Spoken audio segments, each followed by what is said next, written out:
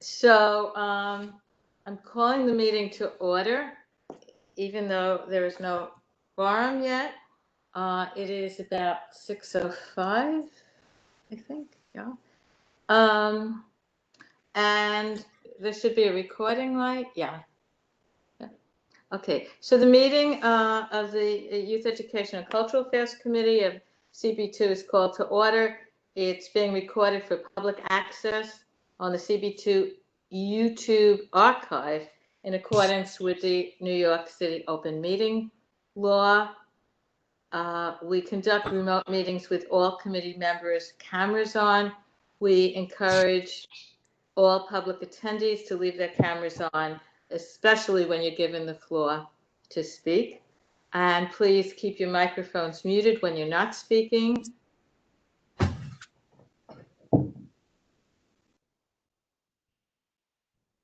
Such board members or the general public. And if you have any questions that fall outside of public comment time, you can type your questions into the chat. And we'll address them if it's relevant, or you could call the district office. And we want to provide access regardless of people's limitations. And now we're supposed to have the roll call of our committee.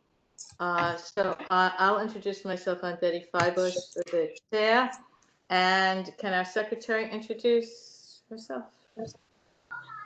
Hi, everyone. I'm Meredith Phillips Almeida, and I'm the committee secretary and a member of Community Board 2. Great. And Santia, can you introduce yourself? Good evening. I'm Santia Policia. I'm a committee member and a board member. Great. Thank you. I'm glad you joined us tonight. And Oscar. Hi, everyone. My name is Oscar Luckett. I am a committee and board member. Fabulous. Okay. Are there any other committee members that I haven't seen? Oh, Alec? Alec is here, I see. Hey, I'm Duffy, and I'm a public member. Welcome. Good to see you. Okay. So we received an agenda by email. Is there a consensus that we can go forth with the agenda from our members? Is there any discussion about that? Hearing none, we will go by our agenda. We will, we can approve the minutes. Okay, we have 5. So we do have a quorum. We did get the minutes by email. Thank you, Meredith. Meredith does an amazing job with minutes, and she does them while we're talking. It's amazing. So from the committee members, you've had a chance to read them. Are there any corrections or questions about the minutes, additions, subtractions? Is there anybody, since we do this by consensus, is there anyone who has a concern with any of the minutes? Hearing none, we approve the minutes by consensus. The first presented divine angels, I believe, are not here yet. Is that correct? That's correct. Okay, so our next presentation, or our first presentation, will be by an organization called Brooklyn Boatworks. Marjorie Schulman is the director, and she brought some young people. So we turn it over for a presentation and then Q&A and so on. So Ms. Marjorie Schulman. Hi, I'm Marjorie. Thanks for having me today. And Jasmine, or I'm pointing down, but I know your order, probably not my order. Jasmine Abu is an alumnus, an active participant, and a employee starting on Saturday, actually, as well. And she'll speak after I do. So we, Brooklyn Boatworks, I'm the executive director. I'm not the founder, but Brooklyn Boatworks was founded by 2 Brooklyn-based naval architects as a volunteer effort in one school in Brooklyn in 2005. Then we gained our 501c3 status in 2009, and I joined in 2014. The mission of our organization is that we use wooden boat building and maritime exploration to uncover the skills that students already have within them. And I guess where our teaching model is that we meet students where they are, and that means geographically. So we are inside of the schools in communities throughout New York City. We're in 3 different boroughs. And also we meet students where they are with regards to their learning needs. This year, meeting inside of schools means we're doing everything remotely, obviously, but we are doing some in-person education outside at the moment in a socially distanced pod-like family pod manner. Traditionally, what we do is we have a school year-long program that focuses on wood and boat building. But within the boat build, we're emphasizing social and emotional development and STEM skills development, interpersonal skills, communication, perseverance on a long-term project, and all of the things that go into any project that begins in October and ends in June, which is a really long project, especially for a young person. And we infuse our what we do with leadership development and peer learning as well as part of our programming. We traditionally take field trips to the waterfront and to the New York City Harbor School, so that if students are interested in continuing to pursue this from an educational standpoint, they can consider the Harbor School as a potential next step for high school. If they're not already in high school, we do serve 5th graders through 12th graders, but our core is probably 5th through 9th grade. That's where most of our students fall. In the summer, we do on-water programming using the boats that have been built by the students. And so we do sailing education, but we also do water testing and STEM experiments and a variety of different field trips. The coolest of which Jasmine will mention in her discussion, but we send students on a week-long journey on a boat to be crew members, and they start in one place and end in another, and every year is slightly different. And then we have an alumni program. We have an alumni leadership program, also, which Jasmine was a part of. We love Jasmine. She's a very active participant, and she's amazing. And we did a 5-week specific leadership development training this summer that incorporated self-development and personal identity. And we also are developing an alumni council this fall, which will meet in a very similar way to our board, which is a quarterly meeting that would enable young people to provide input on our programming and both for alumni and for students. And we also hire our alumni to participate in the education of our young people. So that is our ultimate goal in sort of student empowerment. So I told you what our traditional program looks like, but obviously since March, things have looked a lot different, and this has allowed for a lot of innovation on our front. Although obviously we'd prefer if we didn't have to innovate in this manner at this time. So we converted in March our curriculum to a virtual project. So we weren't doing boat building, but we were incorporating all of the other things that I mentioned. We have now over 20 STEM lessons on our YouTube channel. So those are free and open to the public. We're also going to integrate them into our virtual classrooms this fall. So feel free to access them. They're between 3 and 10 minutes long. We held our weekly classes with the same schools that we had been, but online, to keep the community going. And then at the end of the year, we usually have a boat launch, but we did that. We didn't have boats to launch this year because they were only half constructed. So what we did was a really celebratory graduation in June. We started a podcast, and Jasmine was part of that. And students interview each other, and then we also have instructors interviewing students, and we're going to open that up to students interviewing their parents or teachers or other folks that are leaders to them in their communities.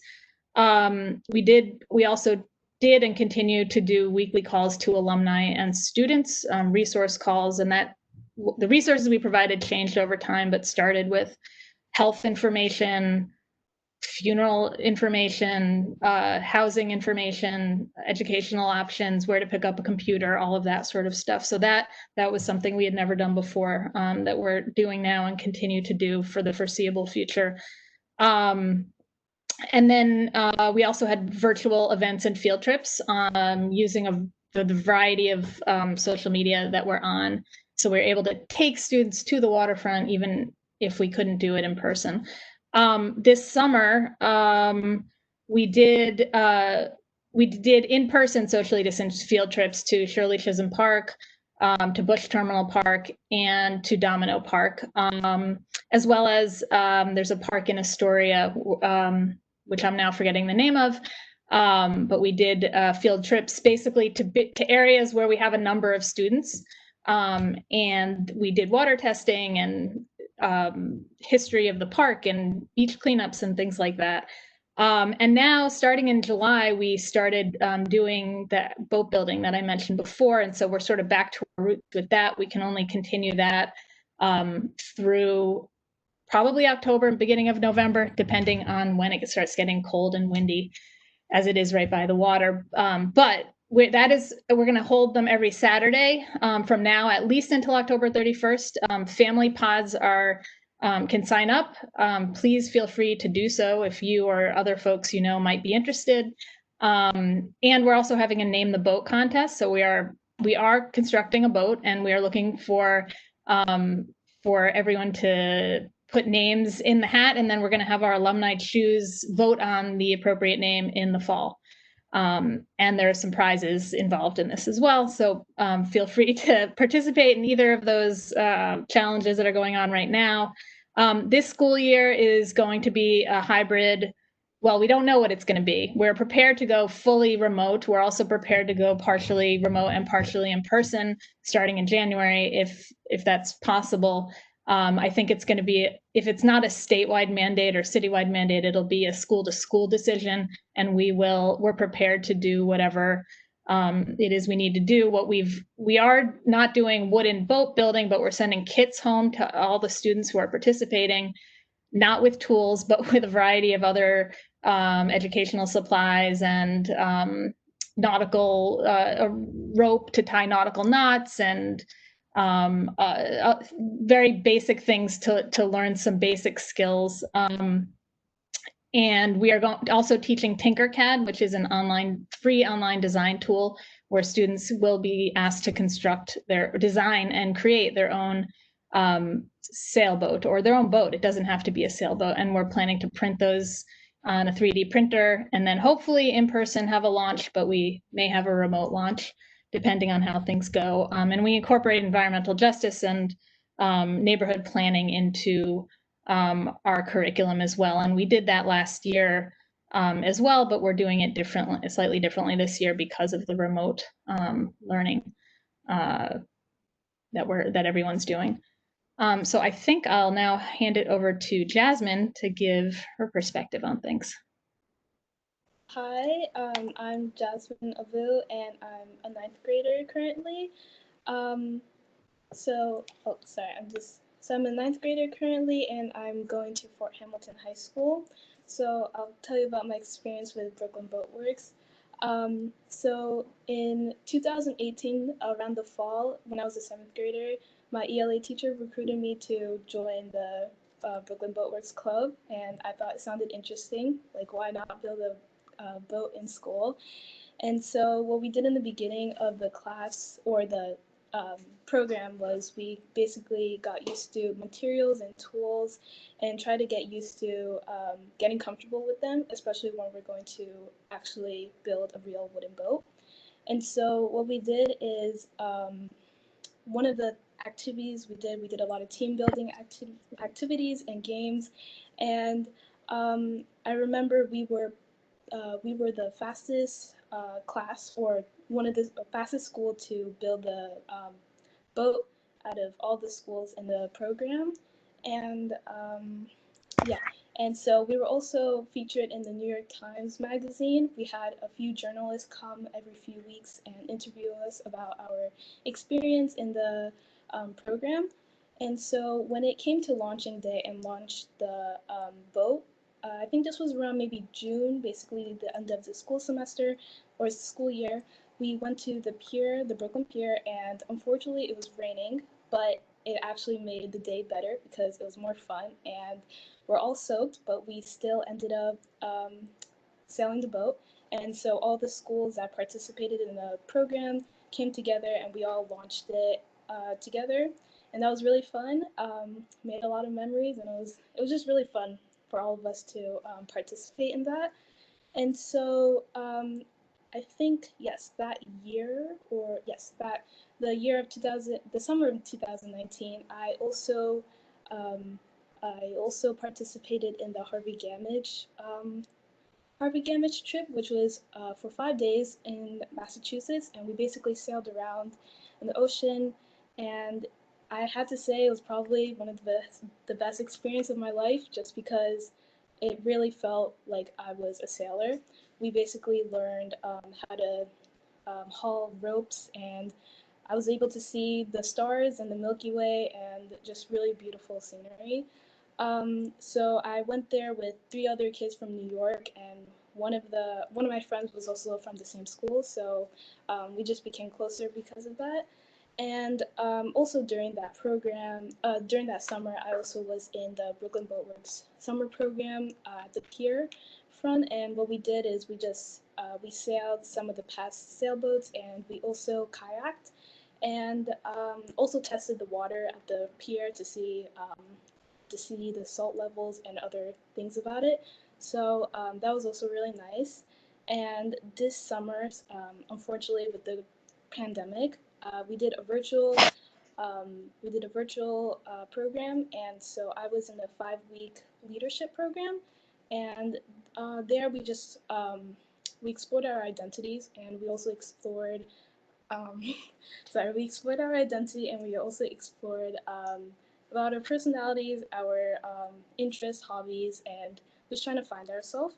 And I've also participated in the podcast with one of my friends from school who's also at the Harvey Gamage ship trip. And so we did a podcast. We were just interviewing each other about the boat and just life in general. And so I was also, also during the summer, I think I also went to a few of the Domino Park trips, and we did a few workshops there, as well as also learning about the park in general. And this week I'm going to internship at Domino Park as well, doing helping out with the workshops, and just I think we're building boats and we're just helping around. So yeah. And thank you for having me here. It's an honor. And does anyone have questions? Yes. So first it would be the board members of the committee. So the members of the committee, do you have any questions for Jasmine? Anybody on the committee? Oh, here's Dorothea. You didn't introduce yourself. I didn't see you before. Take a moment to introduce our co-chair.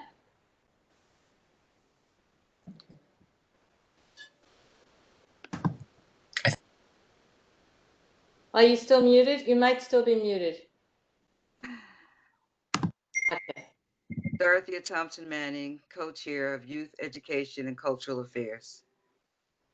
Great, good to see you. So is there anyone on the committee who wants to ask Jasmine about her experience with the Brooklyn Boatworks? Oscar, you're a young person. Ask another young person a question, and then we'll jump in. Sorry to say, no questions at the moment, but Okay, Meredith seems to have a question. Thanks, Oscar. Meredith, unmute yourself. Thank you, Jasmine. It was wonderful to hear from you. Do you attend, what high school do you attend? now? And do you think that anything that you've been doing and working on via Brooklyn Boat Building is influencing choices you're going to make about college? So currently I'm attending Fort Hamilton High School at Bay Ridge, and I think it will affect me in college just because I'll have experience building things and also being familiar with some tools, as well as some sailing facts or how to just sail the basics. And I think also it's just also cool to sail a ship. So yeah. Great. So Fort Ham is near the water. So are you aware of, or have you asked, are there any clubs or activities at Fort Ham that are related to maritime, if not boat building, but water testing and some of the other activities that you mentioned? I don't really know too much about the clubs there. They did a virtual tour, but it was really quick. And I know I have a friend who's a sophomore, but I'm not exactly sure what kind of programs or clubs they have yet. They haven't really explained that yet, so I hope I'll figure it out soon. And then you could invite them to start a club, I'm sure, because it sounds like you're a student leader and you're quite immersed in the maritime world. So, yeah. Are there any questions? Oscar has a question. Well, thank you, Jasmine, for presenting first. I was ask if Brooklyn Boatworks is exclusively a middle school program. It is not. We serve about a third of our program is fifth graders, about a third is middle school, or a little more than third is middle school, and then the remainder are high school students. So our curriculum is the same. We just teach it differently depending on the developmental needs of the students. Right. Thanks. And I would definitely encourage if anyone all of our podcasts are on our website, and they're also on podcast apps. But Jasmine's co-interview with her friend and fellow Boatworks alum is really thoughtful and thought-provoking. So I would definitely recommend if anyone wants to learn more to listen to that podcast. Can you give us the details about what the podcast is called or how to find it? It's called Boatcast. It was actually named by the students at MS88, as far as I understand, which is Jasmine's old school. And it is about, the challenges and student challenges and resilience during this time. Thank you. So you mentioned that Jasmine went to MS88. Since our CB2 is more in downtown Brooklyn than that's in District 15, we have mostly District 13 schools. Can you name offhand, if you can, any schools in District 13 that have your program, and how a school would reach out to you if they wanted to do this type of club or after school? We're not in District 13 right now, but we are always open to forming new partnerships with schools that are interested in the program. And we're actually in the process of onboarding schools right now. Usually it's already done, but because all of our school partners from the past and the new potential partners are unsure of what the school year is going to look like, they're hesitant to, they're worrying about making sure the school day is set before worrying about after school, which is really understandable. So if there are schools in the district, we're happy to speak with them if they'd be interested, or we're happy to conduct outreach to them as well. How would you, if you were reaching out to a district, do you write to the superintendent or the superintendent's office? How would a district find out about you? It varies. We don't actually do a lot of outreach because at the moment, most of our schools are, either a principal recommends to another principal at another school, or a city council member recommends us, or a parent asks us to come to their school. And we don't have the capacity. We haven't had the capacity to do significant outreach and then say yes to everybody who wants it. So that's been a limitation. I don't know if it'll be a limitation this year for better or worse, because I think we may lose some programs that'll come back next year, but they can't figure out how to accommodate all the programming that they used to have this year. So it's just a conversation with a principal or the school leader. We prioritize Title I schools. We require at least 50% of the students who participate are females or gender nonconforming students. Usually the other requirements are no longer necessary, but it's like a space for us, a classroom that we can work in, and then turn, we're a leave no trace organization, and then pack everything up and store it away, and a closet for that sort of thing. But that's obviously not relevant, at least not right now. So we're happy to speak to schools that might be interested in and fit what we're looking for and are interested in hands-on learning through maritime education. Thank you. This is very exciting. I think if I do, when I get to speak to the District 13 superintendent, I will certainly mention this program. So how is this funded? How are you funded for this? It's a split between, we do get a small amount of funding from City Council. We private foundation grants, individuals, and program revenue. It's all sort of a mix of how we get our funds. But we're always doing fundraising in a variety of different ways. Mm-hmm.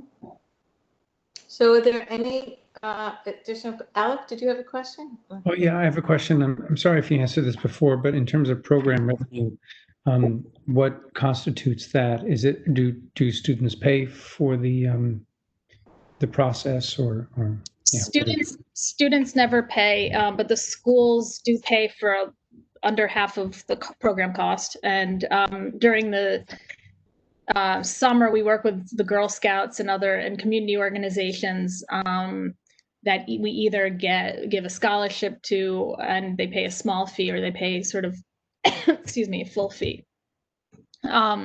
So that's, this year we're actually, our board is raising money so that we can provide our services for much lower rates than usual. Cool. Thank you. Sorry. Are there any other questions from anybody who's on this meeting? No questions? Okay. So hearing no questions, I want to again thank both participants, and I think it's very exciting. I know people in the boat building world and harbor school and so on. So this is really a very special program. So thank you, and I hope we hear from you in the future, that you keep in touch with us. And since our community borders on the waterfront, it's especially important that students have the opportunity to experience the waterfront, not just it's on the other side of the highway and we know we're near the water. Thank you for having us. I really appreciate it. Okay. And feel free to stay for the rest of the meeting or leave, whatever you prefer, but the meeting is open, so. Thank you. Okay. Okay, so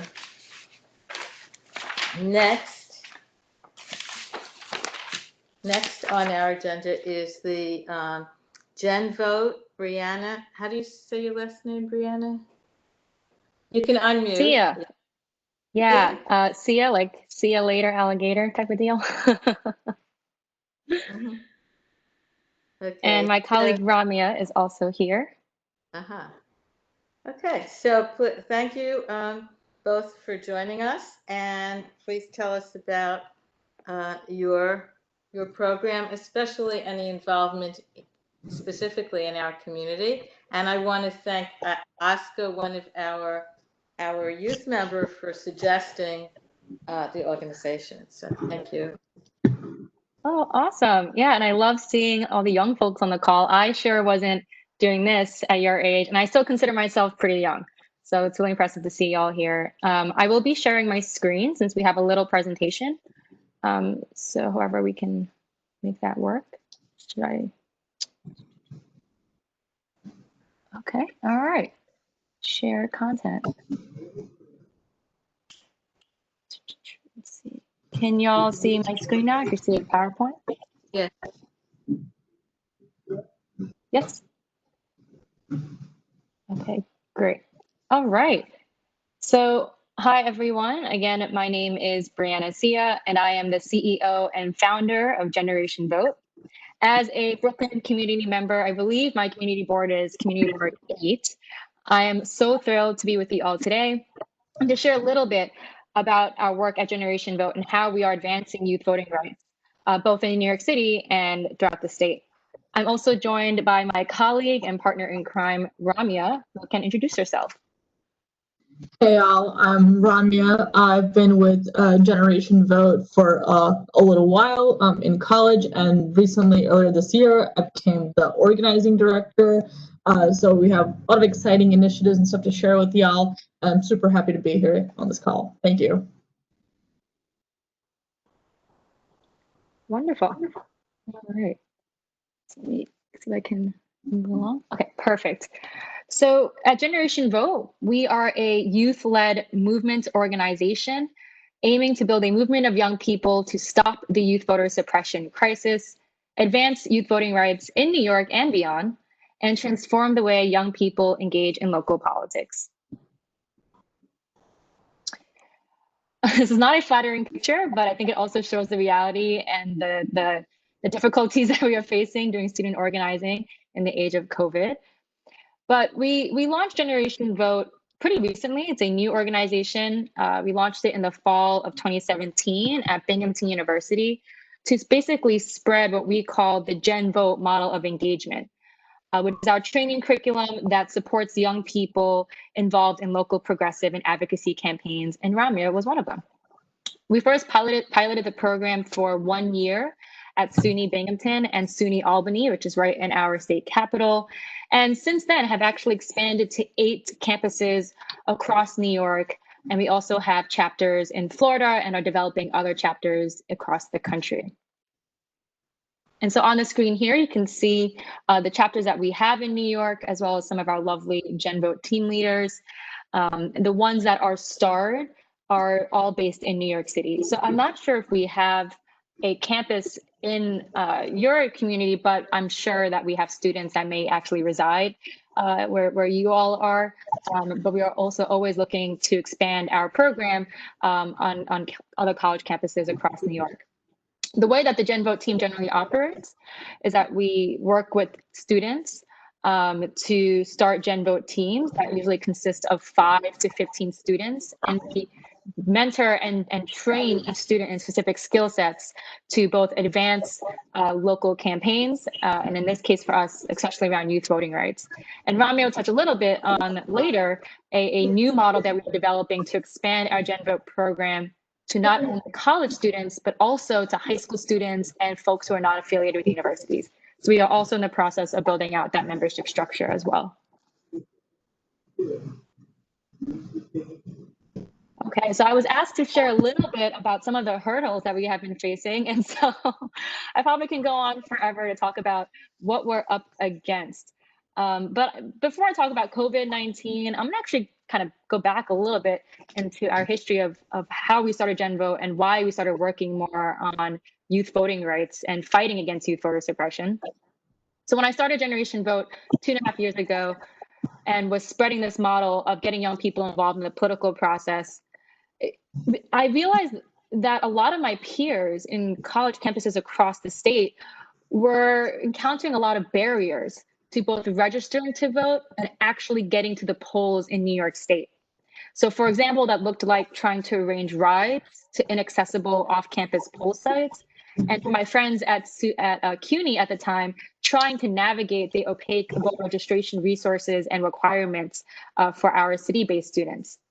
And so a lot of Gen voters were expressing confusion and frustration when just trying to exercise their fundamental right to vote. I remember when I was a student at Binghamton, waking up at 5 a.m. To vote in my very first election, because at the time, New York did not have early voting. And I had to wake up early and go to the polls before my classes, before an exam, and before my jobs. So as a result of all of these challenges that young people were telling us about at Generation Vote, we decided to roll up our sleeves in our network and get involved in a coalition called Let New York Vote. Some of you may be familiar with Let New York Vote. Is the largest statewide coalition fighting for voting rights. And there are a lot of organizations that are based right here in Brooklyn, like the Brooklyn Voters Alliance, who are active members of this coalition. And we have been involved in the coalition basically since its founding as the lead young organizers, constantly fighting for not only New Yorkers' right to vote, but making sure that young people's voices are being heard in this conversation. So we got involved in the Let New York Vote coalition to basically overhaul New York's election system, which prior to 2019, which was just last year, had the basically one of the worst electoral systems in the country. And fun fact, New York State also had the second to lowest youth turnout rate in the country in the past midterm election. And I think that's reflective of the archaic laws that we had prior to 2019. And so we expanded our work to fight against youth voter suppression with the Let New York Vote coalition. But I also want to take some time to highlight that voter suppression, whether it be intentional or not, goes beyond New York. New York State did a huge overhaul of our election system in 2019, passing laws like early voting, which we just got in the past year, pre-registration of 16 and 17-year-olds, electronic poll books, but we have a long way to go. But even beyond New York, from New Hampshire to Florida and Wisconsin, we've seen young people, especially young voters of color, be forced to jump over immeasurable hurdles to exercise their right to vote. And COVID-19 has only amplified the impact of these attacks. And some of the headlines here show that. And so this is what we mean when we talk about the youth voter suppression crisis and why we're fighting for youth voting rights, both in New York and beyond.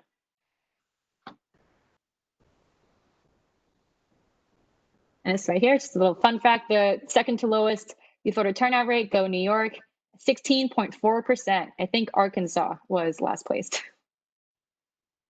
Yeah, not that many people know that.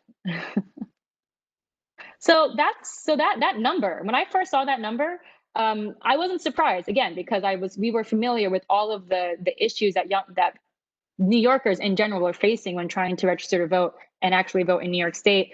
But we saw that New York State has a lot of work to do to get out the youth vote and to pass reforms that advance youth voting rights and tear down the barriers that make it hard for young people to exercise their right.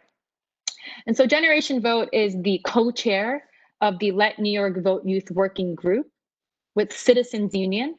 And we are paving the way for our youth voting rights movement right here in New York. In November of 2019, we developed the first New York Youth Voting Rights platform at the first Youth Voting Rights and Engagement Summit in Albany, New York. And we had students from both high schools and colleges across New York City and New York State come together to vote on this platform. Some of the reforms you can see here. So these are some of the issues that and policies that we are advocating for as part of the Youth Voting Rights platform. And Ramya will be dropping a link in the chat to our report, so you can actually learn more about these reforms and why they are so important for young New Yorkers. And we need everyone's help to get the word out about this effort. So on the screen here, you can see things like extending time off to vote to schools, mandating on-campus poll sites, lower the voting age to 16 for state and local elections. And I think is really important, and 2020 showed us this, passing a Student Voter Empowerment Act for SUNY and CUNY colleges to make sure that our public universities are giving our students not only the information to register to vote, but how to vote, and also investing in civic engagement activities on their college campuses. Since November of 2019, 3/4 of this platform was formally endorsed by the Let New York Vote Coalition, and 3 of our platform bills have passed the state Senate. This included things like online voter registration, mandating on-campus poll sites, and opening the door for lower the voting age, in which a bill was passed this summer to lower the voting age to 17 for primary elections.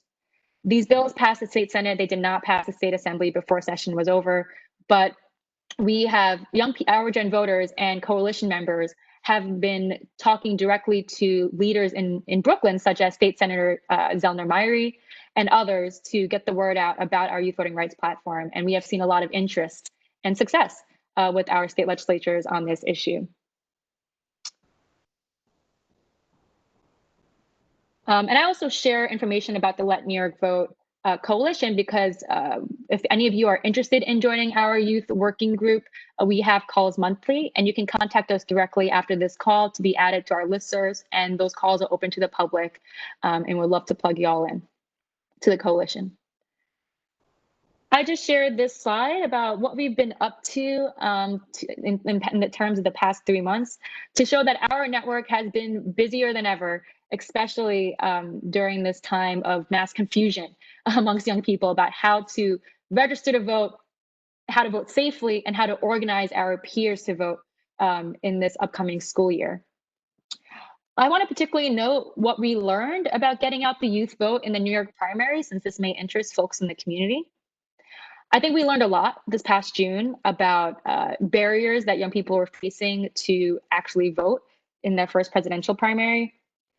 Usually our students have told us that they've seen confusion and frustration with the inadequate options to register to vote in New York, since our online voter registration system is not currently active, but hopefully will be active next year. But this year really presented unprecedented challenges for our students when trying to register students and get out the youth vote for the primary, which happened during the lockdown or shortly after the lockdown and when schools were out of session. The current public health crisis disrupted schools across New York right before the primary, bringing a lot of our own civic engagement initiatives to a standstill and leaving a lot of young people with limited opportunities to register to vote and to understand their rights and how to exercise them during the pandemic. Some of these issues included, students who are registered at their college addresses and were soon displaced as a result of their schools closing suddenly, and were at risk of not receiving the absentee applications. We even had young people, not just students, in the community who never received their absentee ballots. And I think Ramya was one of them.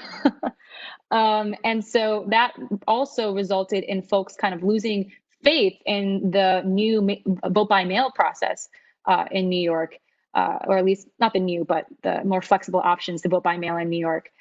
And at Generation Vote, that is one of the reasons why we worked so hard to do a bunch of online and virtual educational events, to provide as many resources to college campuses and high schools across New York City and New York State to help educators understand the ever-changing laws during this pandemic of how to vote and make sure that their students are getting the correct information.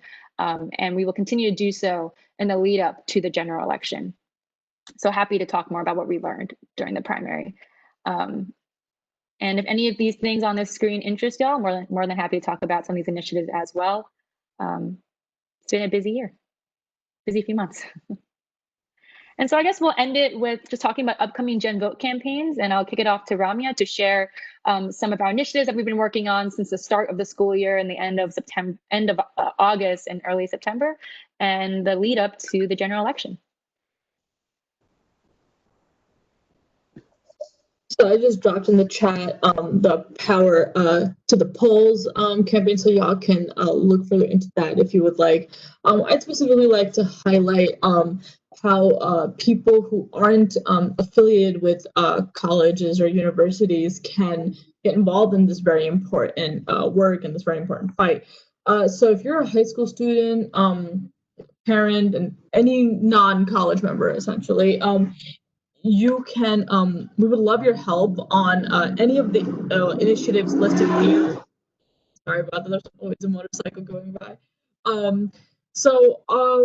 Something that we find really important for the New York City hubs to focus on, especially leading up to the election, is just providing information and in an accessible form to people who are going to be voters or potential voters and just community members.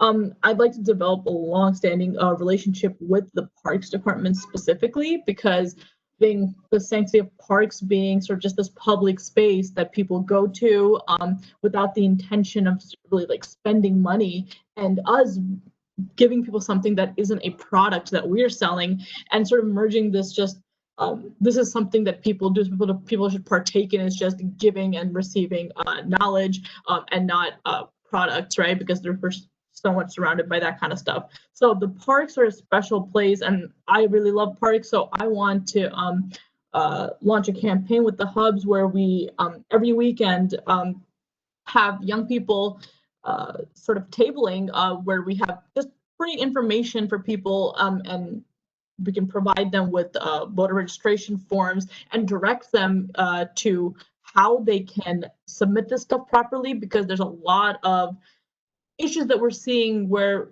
things are being discounted because of, oh, this one thing is wrong, or you didn't submit this in time, or, oh, this hasn't been checked off. And so us being hopefully knowledgeable sources of that information can provide that for people, and they know that somebody is going to be at this GenVote table on every Saturday at this at the various parks across Brooklyn, New York City, wherever we can have people. And so that's, I think, a very important starting point for the hubs, because this is a very new campaign that we're doing. And so if anybody wants to help out with that, please let me know. I'll drop my email in the link. Email in the chat. And we also have a website that y'all can go to sign up for volunteers on any of that stuff. I'll actually kick it back to Bree if she doesn't mind to talk about specifically the initiatives at the top of this list. Sure, yeah. And so, Ramya basically outlined our upcoming GenVote Hub program, which again, we would love to have folks involved in this community to help us engage community members outside of our college network. In terms of other campaigns that Generation Vote is focusing on in the lead up to the election, not only are our students getting out the vote, like every other voting organization, I think, in this country before November 3rd, we are also providing resources and organizing volunteers for two major initiatives in the lead up to the election to protect our vote. That looks like recruiting young people to be election workers, whether that be and that's through the Board of Elections directly. And so we are doing that through our Power to the Polls website, which y'all can sign up. And if you have any questions about the process, please let me know. We were involved in the National Election Worker Recruitment Day, and I've been talking to folks about how important it is for young people like myself, who has signed up to be an election worker this November. And the second major initiative is election protection. So if you are able, we not only need folks to get out the vote, but to also protect the vote. And that looks like monitoring poll sites throughout New York City to make sure that guidelines are being followed with PPE, for example, as well as opening on time, that does not know, and there's no long lines. And the second way that people can plug into election protection is to help us with digital monitoring. So if you're interested in either signing up to be a poll worker or protecting our vote during early voting or on election day, you can reach out to us directly, since we are leading the youth election protection effort with Common Cause New York in New York State and New York City. So those are some of the major initiatives, and we can end it there with any questions that y'all may have. And here are our emails. You can contact us directly. We are always open to chatting about ways to support y'all and not only getting out the youth vote, but also advancing youth voting rights. Thank you. This was an amazing presentation. I learned really a lot. I think one of the things I heard is that you're trying to recruit more young people in this effort. And it might be hard during this pandemic because students aren't at school or gathering in the typical way that young people gather. I was wondering if you have ever reached out to Chalkbeat, which is the online newsletter information about the New York education system. That's an independent entity that many teachers read. So, Oh, about you, or maybe you could post information about some of the activities so that high school teachers, especially who are interested in civics and government and that type of thing, could share with their students. Are you familiar with Chalkbeat? I actually am familiar with Chalkbeat, but we have not been in direct contact with Chalkbeat, and that's a great idea, especially as we expand our hubs and we want to have more high school students involved in Generation Vote. Definitely, we'll reach out to them. That's a great suggestion. Are there any Thank you. members of any members of the committee who have a question for either of the presenters? Let's see. Or members of the community who. Yes, Tracy, I do have a question. in the Hi. library, are you interested? Oh, you okay. Sorry, is it okay if I? Okay, thanks. Well, first I would just say thanks again for presenting. You know, I think a lot of the policy initiative you guys are working on is, you know, very similar, align pretty much with the, you know, my goals for these elections, the upcoming election. I was curious about, you know, which campaigns you guys support, and that selection process. Right on. So are you referring to political campaigns that our students Yes. have worked on? Yes. Yeah. So Generation Vote, we have both a C4, GenVote Action, which advances our youth voting rights work, and with the Let New York Vote campaign, and we have a 527, which allows our students to work with local progressives running for office. And so we've worked with all different levels of campaigns, from literally school board and county board in upstate New York to Congress. So, for example, in just this year alone, our GenVote CUNY Queens College students worked on their first primary election in New York 5, which in a congressional primary campaign, which was exciting. We have students also working on a congressional campaign this November in upstate New York. But we also have students working on the state Senate races. So we've kind of done it all, and it's really cool to see how our GenVote model of engagement is flexible enough to support young people in all different levels of races. So happy to share with you the names of the candidates, you know, offline if you'd be interested, but all different levels. Sure. Yeah, I mean, I was more just curious to how you sort of pick those campaigns to support. Oh, right. Yeah. So our students have a whole candidate agreement process that they go through and consult with national staff. And so that process is basically an agreement between the GenVote students and the campaign to ensure that young people are at leadership positions in the campaign. So not just volunteers, making sure that young people, students are actually staff members on the campaign and have a say, that the candidate is actively endorsing their youth platforms if their team has developed one, or in general, principles and platform ideas that the GenVote team supports, as well as dedicating funds to youth-specific get out the vote efforts. So making sure that the campaign is actually investing in getting out the youth vote in their district. Thanks.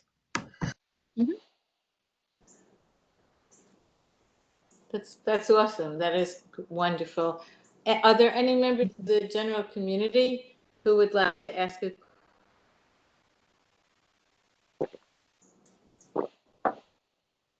I don't think I see anyone. Okay. So thank you. I know that some people will engage with you and check your website and so on, and I look forward to seeing something in Chalkbeat about what you're doing. Yeah, absolutely. And I'll drop the web unless Oh, awesome. Y'all have the website, so feel free to check us out. And again, email us, and we appreciate y'all having us. Thank you. Thank you. You can stay, or feel free to stay, or have other things to do. We get it. Yeah, we got more youth workshops to do. So one about working with young people is that these workshops go super late. Okay. All right. Thank Talk to y'all you. later. Thank you. Great. Bye. Bye. Okay. So the next item on the agenda is the chairperson's report. So I just wanted to follow up on a few things. We were talking last month about outreach to District 13 to follow up on some of our questions about the district statement of needs. So we've been kind of playing telephone tag and email and so on, and I'm committed to try to get some of the information from the superintendent and or the chair of the CEC, and I'll continue to work on that. As you know from the media, school starting has been very bumpy with the dates changed and now staggering the first days of school for different age students and students with disabilities and so on. So it's a big challenge, and we're all following this closely. I received an email from John Dew, one of our community board members, who suggested that we kind of reach out to high schools and suggest that students, as part of some of their schoolwork about civic engagement or community work, that they can attend one of our meetings, since it is remote and they can do it from home and so on, and that they write a report for some type of credit. I mean, in my opinion, it's a fine idea. In the past, we've always had students, maybe more college and graduate school students in journalism and in public policy and so on, come to some of our meetings. But this would be in a more formal way, and for high schools, I'm just concerned that any reaching out to high schools at this point, with everyone just so overwhelmed and not knowing what today looks like, let alone tomorrow, you don't want to overwhelm school leaders with yet another ask, even though it's a small ask, just letting teachers know that this is available. So what do some of my committee members think about that?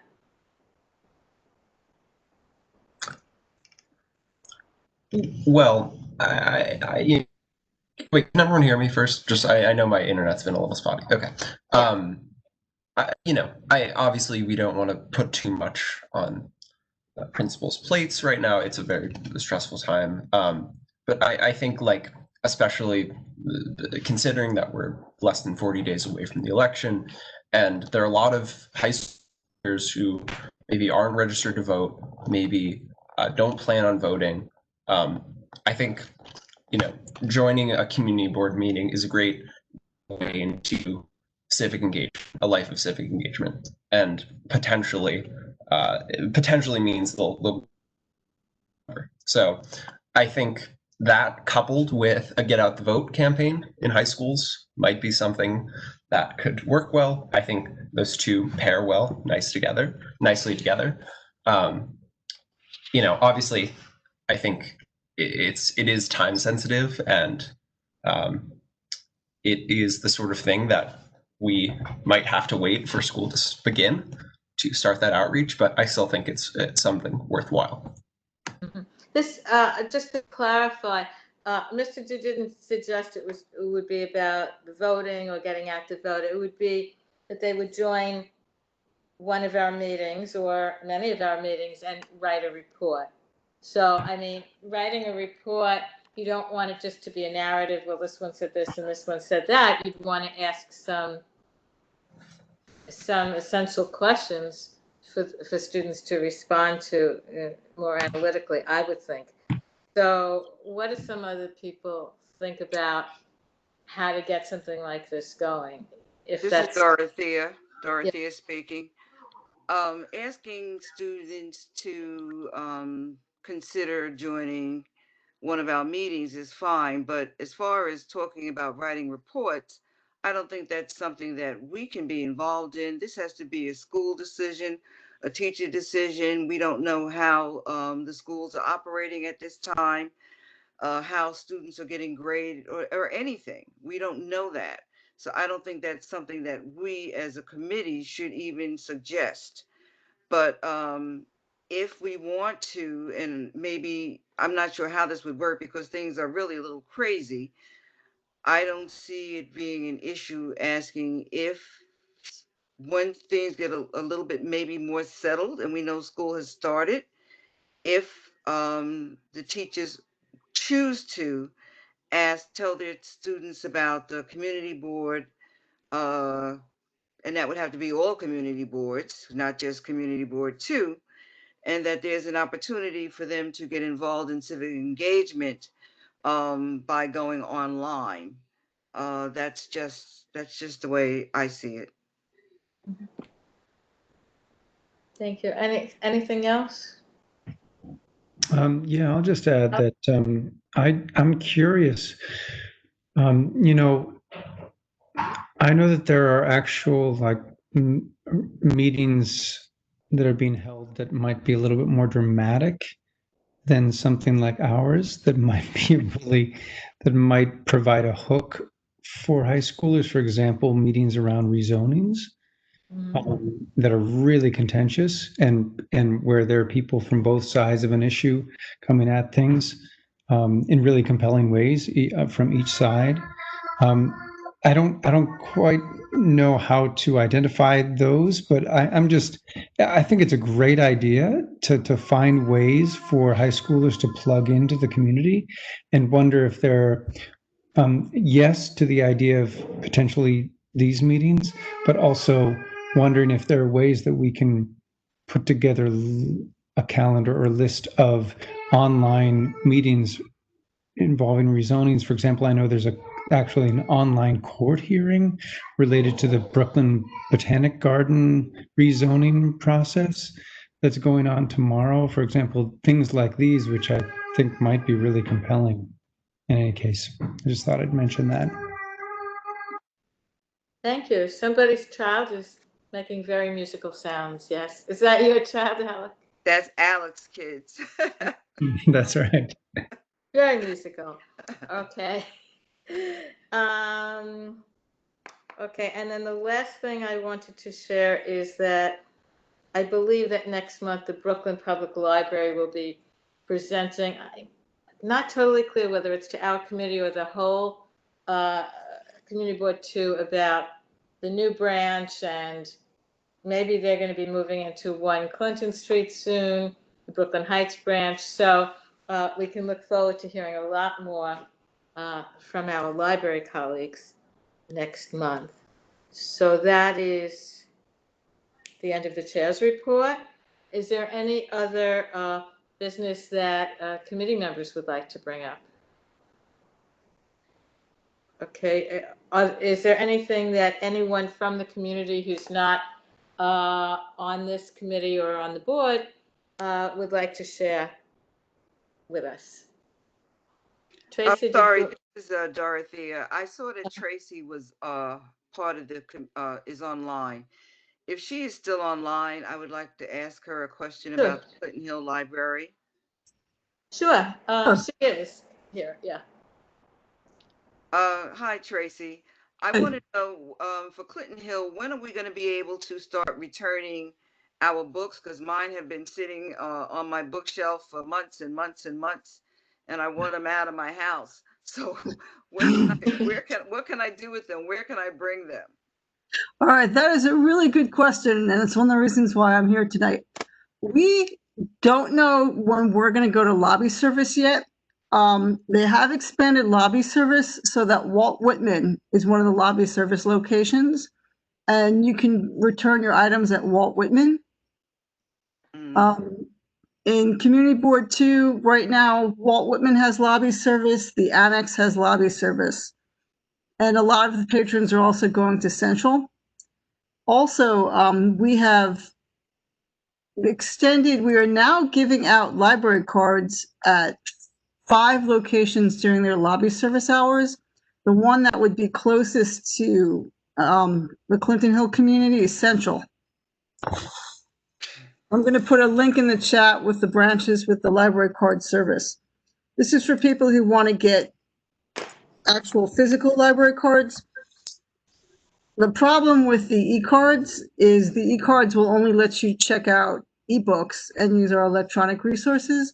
But if you want to check out the print books, put holds on print books and pick them up, you need a regular card.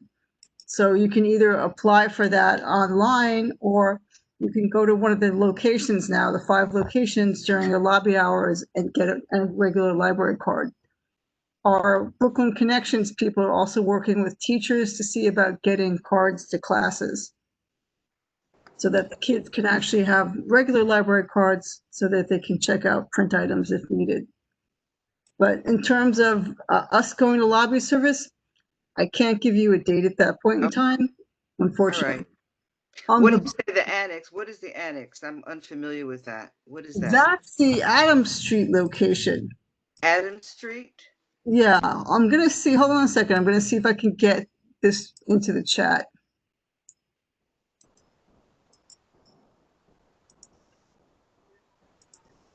I went to the Red Oak Library to return some books. Yeah, you can return to Red Oak. This I sent through is the locations with the card service. The other ones with the lobby service. Okay, I just wanted to know. I mean, I realize that we're not getting fined, but I just wanted to know where I could possibly return the books. I'll just wait. As long as I don't get fined, it doesn't bother me.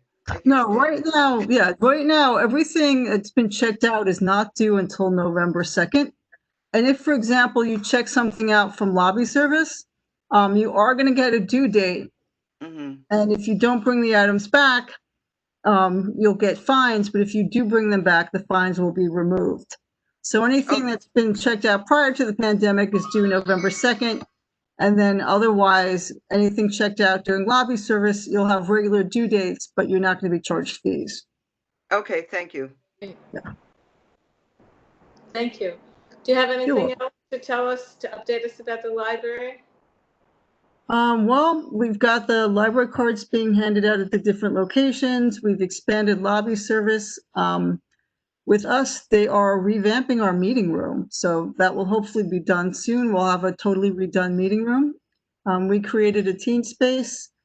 We are still doing a lot of virtual programming. So if you look at our website, you will be able to see a whole range of virtual programs, and they've started doing some programs at the University of the Open Air in the Prospect Park Boathouse. Clinton Hill has a web page. We have a Facebook page, and we're posting the virtual programs that we're doing, and we're going to be expanding them even further in the next couple of months. And then I understand there will be a big meeting in October where the library will be presenting to you. Yeah. Yeah. Are libraries voting sites in any of the libraries? We've had that question about that. I've been doing chat reference like 3 to 4 hours a day, and that's been coming up. At this point in time, we're not aware of them being voting sites, but that might change. Some of the branches with lobby service have been putting out voting forms so that when people go for lobby service, they can actually get a voter registration form at the same time. But we have not been given any instructions at this point in time about being voting sites. That may change. Yeah, because I understand that the chancellor doesn't want the schools used as voting sites. They don't want more people who potentially have more germs in the schools. So I imagine they're still looking for voting sites. Yeah, I'm not sure exactly what will be going on with that. That has actually come up in chat reference, and we're waiting for instructions about that. But we have been giving out forms in lobby service, so people, when they pick up their holds, can get a voter registration form too. I thank you. Oh, So, thank you. Sure. Yeah. It's always good to see you, even though we can't see you in the library. We see you the fourth Wednesday of the month. Well, So- these meetings, I was going to say, these meetings have been very informative. I've actually come back and told my staff about them, and the one with the District 13 superintendent was really informative. Good. So, thank you. I'm glad it was helpful. Yeah, Good. thank So are there any other questions, business items that people want to bring up? Okay, so hearing, yeah, Sorry, I was just going to remind everyone, I'm sure you all have already, but if you haven't, there's another 7 days to fill out the census in New York. it seems that the people who are civically engaged and involved in this, seems we get hundreds of emails a day to do the census. We're not the people that need 100 reminders a day. Somehow that messaging, I don't know, it's not well directed in my opinion. But thank you. Yeah. So I don't hear any other discussion items. Is there a motion to adjourn? Cynthia? Motion to adjourn. Dorothy has said so moved. Dorothea? No, second. Dorothea and Oscar, and it is what, 7:16. Okay. So have a good few weeks. I'll see you at the general meeting, which is on the second Wednesday of October. So happy fall, and we'll see you then. Okay, Good so See you long. soon, everyone. Good night. Good night.